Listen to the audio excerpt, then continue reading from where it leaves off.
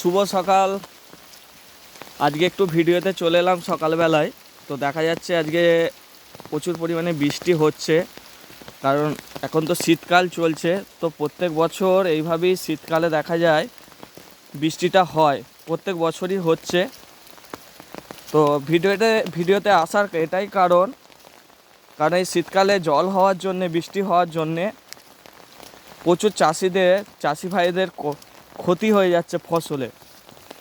তো এখনও পর্যন্ত মাঠে কিন্তু ধান পড়ে আছে, যে ধানগুলো জল পাচ্ছে।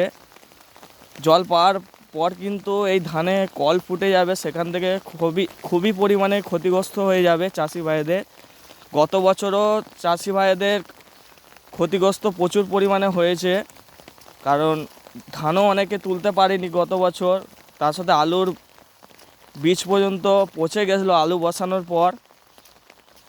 তো প্রত্যেক বছর যদি এইভাবে ফসলে ক্ষতি হতে থাকে চাষি ভাইদের, কিন্তু আগামী দিনে চাষি ভাইরা হেরে যাবে চাষবাস করার উপর থেকে।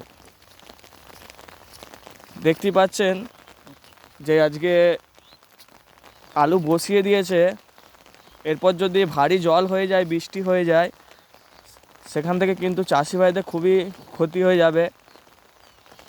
তো আমরা দুবেলা দুমুঠো অন্ন যে আমাদের মুখে উঠছে, সেটা হয়তো আগামী দিনে জানি না উঠবে কি না, কারণ এইভাবে যদি প্রত্যেক বছর চাষি ভাইদের ক্ষতিগ্রস্ত হতে থাকে।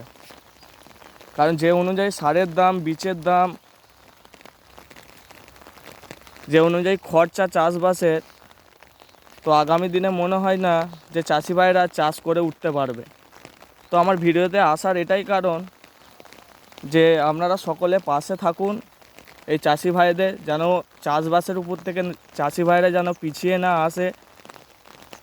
আমার এইটুকুনি ভিডিওতে বলার কারণ যে আপনারা অবশ্যই পাশে থাকুন, চেষ্টা করুন।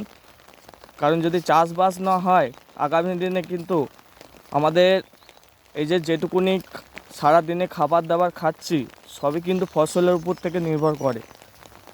কিন্তু এই প্রত্যেক বছর এইভাবে যদি ফসলের ক্ষতি হতে থাকে, কিন্তু এই দুবেলা দুমুঠো সেটাও আর হয়তো আগামী দিনে আমাদের জুটবে কিনা জানি না। কারণ চাষি ভাইরা খুবই ভেঙে পড়ে প্রত্যেক বছর এইভাবে ফসলের ক্ষতি হওয়ার পর থেকে।